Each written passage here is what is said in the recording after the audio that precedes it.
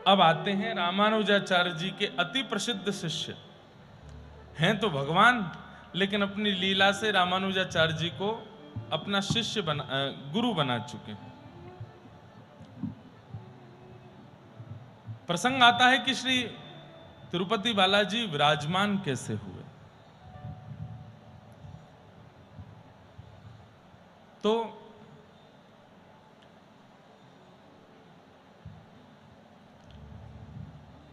प्रभु श्री राम जब रामावतार में प्रकट हुए, उनसे पूर्व एक वेदवती नाम की कन्या थी। बहुत ध्यान से सुनिएगा। एक वेदवती नाम की कन्या ने खूब यज्ञ किए, तप किए कि भगवान मुझे पति रूप में प्राप्त हो। ठाकुर जी को पति रूप में प्राप्त करने के लिए वेदवती ने तप किया। और वेदवती कोई माता पिता से नहीं जन्मी थी, अयोनिजा थी। जिस प्रकार सीता जी पृथ्वी से प्रकट हुई हैं, रुक्मिणी जी पृथ्वी से प्रकट हुई हैं, ऐसे वेदवती भी पृथ्वी से ही प्रकट हुई है। बहुत सावधानी से सुने। श्री तिरुपति बालाजी कैसे विराजमान हुए, कैसे आए, बड़ी अद्भुत कथा है। तो वेदवती, उसने खूब तप किया। और किस लिए? कि भगवान मुझे पति रूप में प्राप्त हो। उसका तप पूर्ण होने ही वाला था और ठाकुर जी प्रकट होने ही वाले थे। और उस समय पर बहुत भयंकर प्रकोप चल रहा था रावण का। रावण को जैसे ही पता चलता था कोई तप कर रहा है, यज्ञ कर रहा है, हवन होम कर रहा है, तो वो जाकर के विघ्न डालने का प्रयास करता था। वेदवती के बारे में जब रावण को पता चला तो रावण ने जाकर के उसके तप को भंग करने के लिए तलवार का प्रहार किया। केश हाथ में पकड़ करके जैसी तलवार का प्रहार करने लगा तो वेदवती ने तलवार के प्रहार से पूर्व ही अपने केशों को काट दिया जो रावण ने पकड़े थे, और स्वयं अग्नि में प्रवेश कर गए। तप अधूरा रह गया, पूर्ण नहीं हो पाया। लेकिन फिर भी ठाकुर जी ने उनके उतने ही तप से कृपा करके उन्हें वचन दिया कि हम तुम्हें स्वीकार करेंगे। और किस रूप में स्वीकार किया? जब रामावतार भगवान का हुआ तो भगवान ने सीता जी को दंडक वन में जाकर के कहा कि आप अग्नि में प्रविष्ट हो जाओ। और अग्नि से सीता जी के रूप में ही छाया की सीता जी प्रकट हो गई। वो वेदवती ही थी जिसने तप किया था भगवान की प्राप्ति के लिए। क्यों? क्योंकि दो कारण थे। एक तो रावण से बदला लेने के लिए वेदवती को पुनः आना था।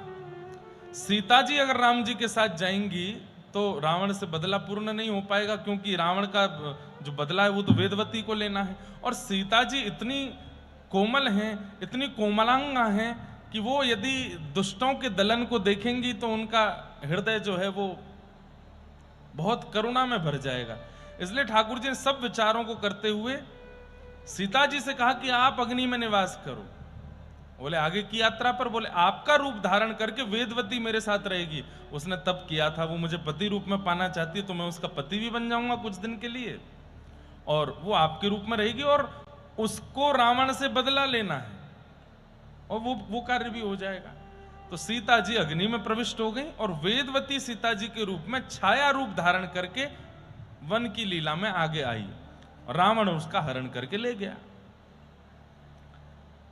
रावण के यहां रह करके पूरी लंका का, रावण का संपूर्ण परिवार का विध्वंस किया। तब जाकर के उनके पूर्व जन्म का बदला पूर्ण हुआ। राम जी वेदवती को लेकर के वापस अयोध्या आ गए। वेदवती सीता हैं, वो सीता जी के रूप में ही। लेकिन अयोध्या आकर के राम जी मंच पर विराजते हैं, सिंहासन पर विराजते हैं, संग में प्रसाद पाते हैं, लेकिन वेदवती की ओर ज्यादा निहारते नहीं। क्यों? एक पत्नी व्रती है, और पत्नी तो हमारी सीता जी हैं। ये तो वेदवती छाया सीता बनकर के हमारे साथ है।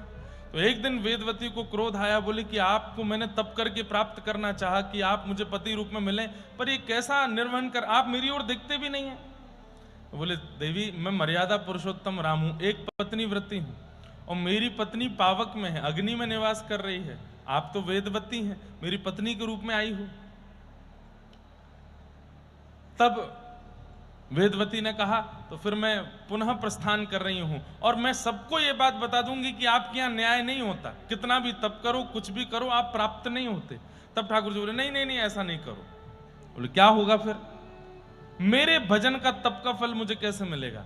तब भगवान बोले हम तुम्हें वचन देते हैं, कालांतर में तुम आकाश राज की बेटी पद्मावती बनकर के आओगी, और हम वेंकटाधिपति श्री तिरुनारायण भगवान के रूप में प्रकट होंगे और तुम्हारे साथ विवाह करेंगे। विवाह करके तुम्हारे साथ निवास करेंगे, इसलिए अब तुम एक जन्म और लो, आकाश राज की पुत्री पद्मावती बनकर के आओ। आकाश राज की पुत्री पद्मावती के रूप में प्रकट हुई।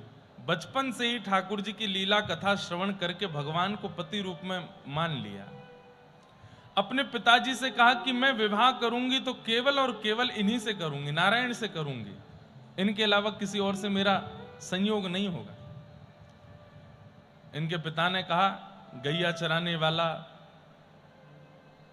जिसका रंग भी गोरा नहीं है और हम इतने धनवान हैं, वो मेरी बेटी का वरण करेगा, इतनी संपत्ति उसके पास है। तब पद्मावती जी ने बताया मैं तो 3 जन्मों से उनकी प्राप्ति करना चाह रही हूं, पिताजी आप कृपा करके उनको स्वीकार कीजिए ना। बोले तो उनसे कहो आकर के हमसे तुम्हारा हाथ मांगे। तब पद्मावती जी ने खूब तप किया, तप करके ठाकुर जी का आवाहन किया, और तब तिरुनारायण भगवान श्री वेंकटाधिपति तिरुपति बालाजी जिनको आजकल हम बोलते हैं, नाम उनका क्या है? तिरुनारायण भगवान, श्री वेंकटेश भगवान। तिरुनारायण भगवान प्रकट हो गए और प्रकट होकर के पद्मावती के पिताजी से हाथ मांगने गए। आपकी पुत्री ने पूर्व जन्म में तप किया था हमको प्राप्त करने के लिए, अब हम इस जन्म में आ गए इनका वरण करने के लिए, आप कृपा कर इनका विवाह हमसे कराओ।